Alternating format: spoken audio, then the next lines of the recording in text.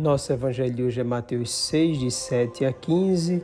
Hoje, dia dos santos Francisco e Jacinta. Naquele tempo, disse Jesus aos seus discípulos: quando orardes, não useis muitas palavras, como fazem os pagãos. Eles pensam que serão ouvidos por força das muitas palavras. Não sejais como eles, pois vosso Pai sabe do que precisais, muito antes que vós o peçais. Vós deveis rezar assim: Pai nosso que estais nos céus, santificado seja o teu nome, venha o teu reino, seja feita a tua vontade, assim na terra como nos céus. O pão nosso de cada dia dá-nos hoje. Perdoa as nossas ofensas, assim como nós perdoamos a quem nos tem ofendido. E não nos deixes cair em tentação, mas livra-nos do mal. De fato, se vós perdoardes aos homens as faltas que eles cometeram, vosso Pai que está nos céus também vos perdoará. Mas se vós não perdoardes aos homens, vosso Pai também não perdoará as faltas que vós cometestes. Palavra da salvação. Jesus ensina aos seus discípulos, antes de tudo, que a oração não é um instrumento de sucesso, fama, respeito social, hipocrisia. Além disso, não é também meio mágico, tentativa de suborno, reivindicação a todo custo de qualquer coisa diante de Deus. Também não existe autêntica oração quando se força Deus a agir em vista do jogo de interesse pessoal. Não adianta multiplicar as palavras, os gritos e clamores quando não existe o sincero desejo de fazer a vontade do Pai, quando não existe o reconhecimento sincero da presença de Deus, quando não existe renúncia de si mesmo. A oração não supõe milhões de palavras, mas um coração totalmente aberto à ação do Espírito Santo, completamente abandonado nas mãos de Deus. Um coração afeiçoado às coisas do céu. Um coração em Deus, de tal modo que Deus possa estar nele. A oração, como ensinou Jesus, supõe absoluta confiança no Pai, motivada pela certeza do seu senhorio e de sua bondade infinita, de seu ser todo para nós. O discípulo se lança todo no Pai e espera dele todo o necessário para a sua sobrevivência material e espiritual, mas segundo a vontade do Altíssimo. É o que propõe, por exemplo, o Pai Nosso, na primeira parte, voltado para Deus, e na segunda, voltado para o bem de quem está em oração. A oração do Pai Nosso, ensinada por Jesus, e daí a grande importância dessa oração, nasce de um desejo ardente dos discípulos de rezarem como seu mestre. Certamente eles o admiravam e por isso, além do testemunho e vida admirável de Jesus, eles decidiram implantar no seu cotidiano o mesmo jeito de orar do Senhor. Nasceu neles uma natural assimilação e identificação com o Mestre. Eles não sabiam rezar como o fazia Jesus, que sem forçá-los e esperando o momento certo, deu-lhes o modelo perfeito de oração e por meio deles a Igreja inteira. Trata-se de uma especial forma de oração que começa, antes de tudo, chamando a Deus de Pai, o Abá, o Papai, o Pai querido, o Pai pronunciado pelas criancinhas, e ao próximo como irmãos. O início da oração tem sua marca no modo de ser de Jesus em tudo o que ele faz, pois ele é todo voltado para o Pai. O discípulo pode chamar o Pai de Jesus também de Pai, porque no Filho nós nos tornamos também filhos.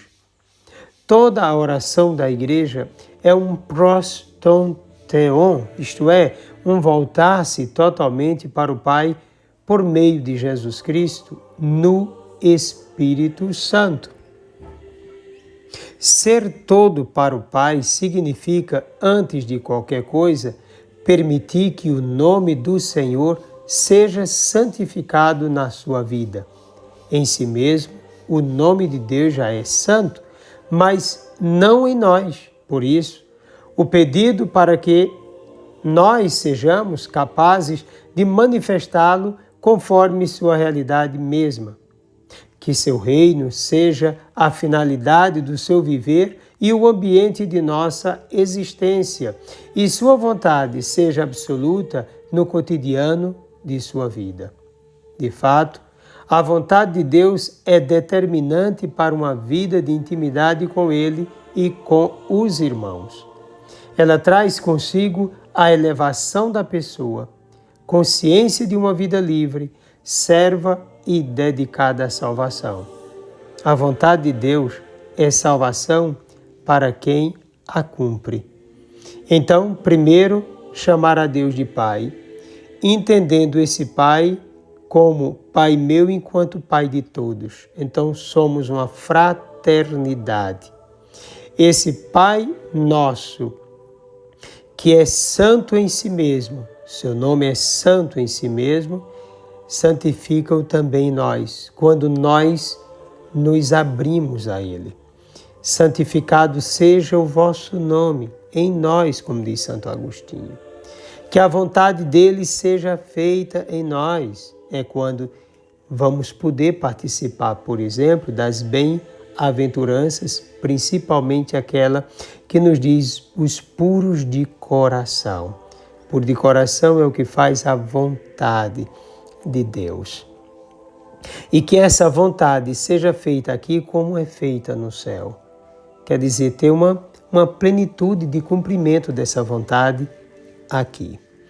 Pois bem, uma vez vivendo dessa forma, entendendo-se bem o cumprimento do desejo de Deus de conceder a quem a Ele se volta o pão de cada dia, isto é, aquele alimento concedido segundo a providência, a quem me implore diariamente por não ter pretensão de tudo possuir de uma só vez e nem ter nada que o afaste da estrada salvífica. Aqui, portanto, estamos na segunda parte do Pai Nosso. Dissemos Pai Nosso e agora dizemos Pão Nosso. Então, o pão de cada dia. De que pão eu tenho necessidade? Do próprio Deus como alimento espiritual. Sua palavra. Jesus Cristo como Eucaristia. E ao mesmo tempo o pão que nos alimenta. E que esse pão venha a cada dia. Porque já não nos interessa o ontem. Nem devemos nos apegar ao amanhã. Não sabemos se ele existirá. Mas é no agora, neste exato momento. Portanto, o pão de cada dia, me permitindo viver segundo a providência de Deus. Esse pão é também, como disse, a graça eucarística. Ou a graça da Eucaristia, alimento de vida eterna. Além desse alimento, nasce o desejo pelo perdão dos pecados, mas de modo consciente e interligado com a mesma vontade de perdoar aos devedores. Uma ação exige a outra necessariamente, mostrando evidentemente que não se pode receber a libertação sem a alegria de concedê-la a outrem. Interessante porque, assim como nós dissemos que seja feita a vontade de Deus na terra como no céu, da mesma forma o perdão, que nós o recebamos na medida em que nós também o concedemos. Depois segue a nossa formação na oração do Pai Nosso. O humilde pedido para que não se deixe cair nas armadilhas do diabo. As tentações vão sempre existir, vivendo em santidade ou não, principalmente por aqueles que se colocam à disposição da vontade de Deus. Na medida da entrega de si, as tentações parecem multiplicar-se.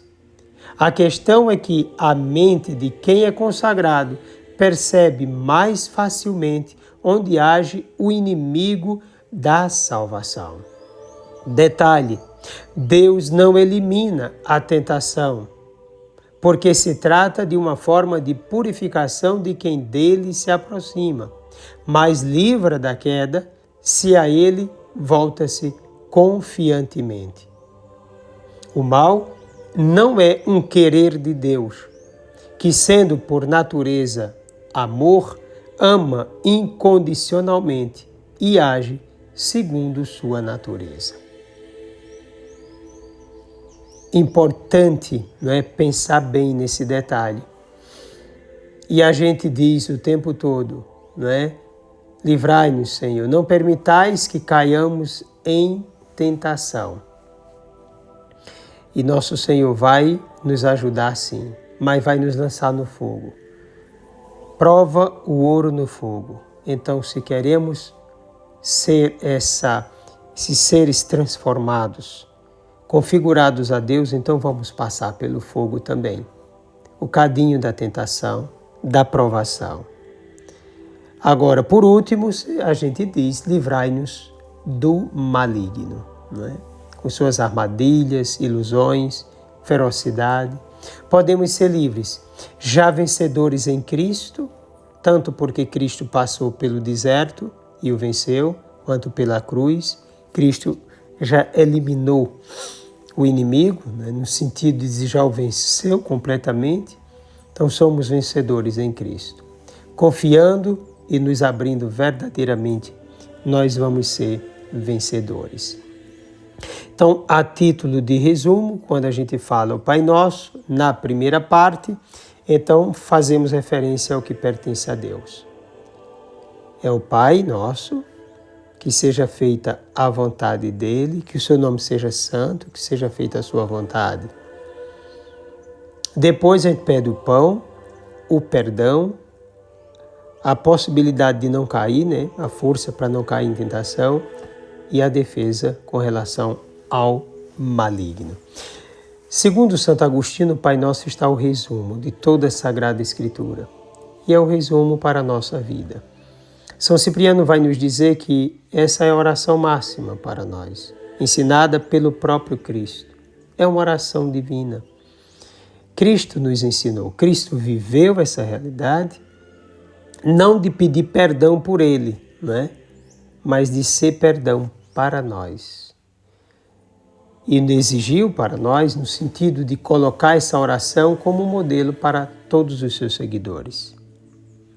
Então que o Pai Nosso, como oração dominical, né, oração na Santa Missa, oração dominical por excelência, que ela esteja presente em todos os momentos da nossa existência. Abramo-nos cada vez mais ao Senhor, deixemo-nos conduzir por Ele e entremos verdadeiramente em oração, porque é um dos pontos de combate, é uma das armas de combate para vencermos nesse período da Quaresma. Lembremos da regra estabelecida por Jesus: caridade, oração e jejum. Hoje somos chamados, além da caridade e do jejum, a uma vida de maior intimidade com Deus. Desça sobre ti a bênção do Deus Todo-Poderoso, Pai, Filho e Espírito Santo. Um forte e carinhoso abraço.